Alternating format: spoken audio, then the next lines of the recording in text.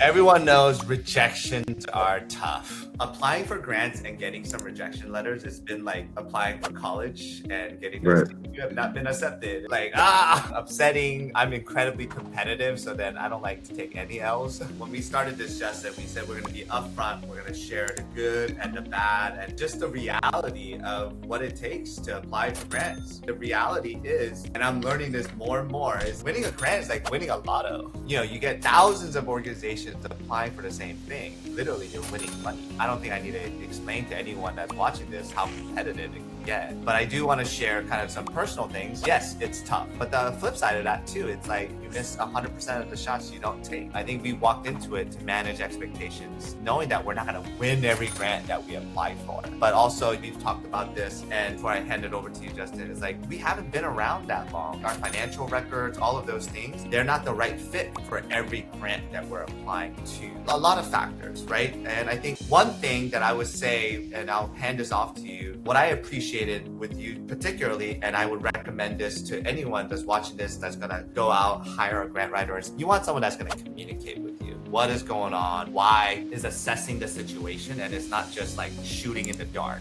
What are your thoughts? What do you want to add to this? Because we received some rejection letters. Sure. Yeah, we have. And that's the reality of the business. Anyone out there who's been in the nonprofit business, whether you've been in there for a year or you've been in it for 50 years, you've received a rejection letter. It's a guarantee. It does not matter the quality of your company or the aims that you have in the program. It's going to happen. It's human preference. What I want to do is I want to be able to be transparent with my client and communicative. A lot of times what I'll do is I'll make a little report or make a little email saying, in my assessment, here's why, from the evidence I can see, we didn't get that grant. Best I can. Now, everyone in the grant space knows that you get a lot of generic letters. Rarely do you get a point person emailing you back. Now, for a recent grant, a point person actually emailed us back. And there were some little hints in that email in terms of why we were not funded. One of those hints was that they just can't carry the load of how many people this year are applying to the same grants for the same thing. And a lot of these grants are kind of vague, right? Community engagement. What is that? What is not community engagement? So when you have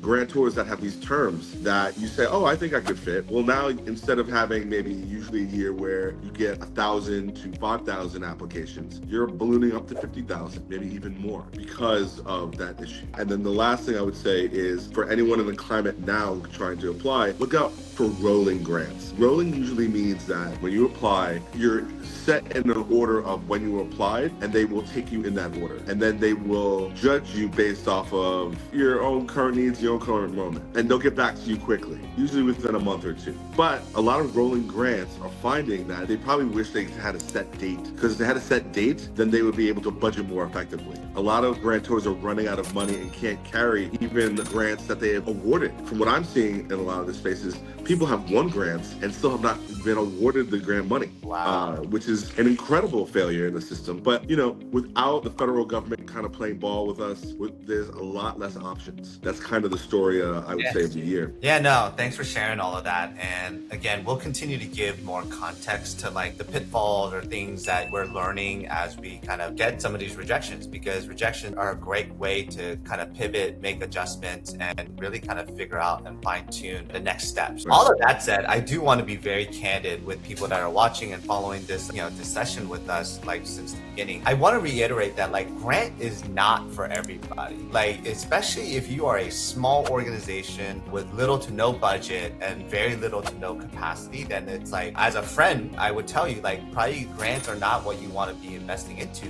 because the chances of winning grants are just the reality of it. Let's just be very upfront and transparent. It's tough. It's really, really tough. So then if it's your last Hail Mary, yeah, like, maybe go for it, but like, it's not a good strategy to put, like, if you're really banking on winning a grant and you don't, that's going to devastate your organization. So that in those cases, like I say this to our friends and our organizations, even our clients, it's like, hey, I don't know if you should be investing into grants right now. Oftentimes also a lot of the smaller organizations, you have to do a full assessment of where you're at to see if you even qualify for the vast majority of grants in the marketplace. So the idea again is like not to play the lottery blindly. You want to be strategic. I think of college entrance exams based on your GPA, based on your extracurriculars. You kind of have a gauge of which schools you can apply to and have a shot of getting in? Right. Are you like, hey, I got to go to community college for a couple of years and kind of stick this out, and then maybe I can apply? It is like that. Like, you need to strategize. So I want to encourage organizations to face the reality of your situation and to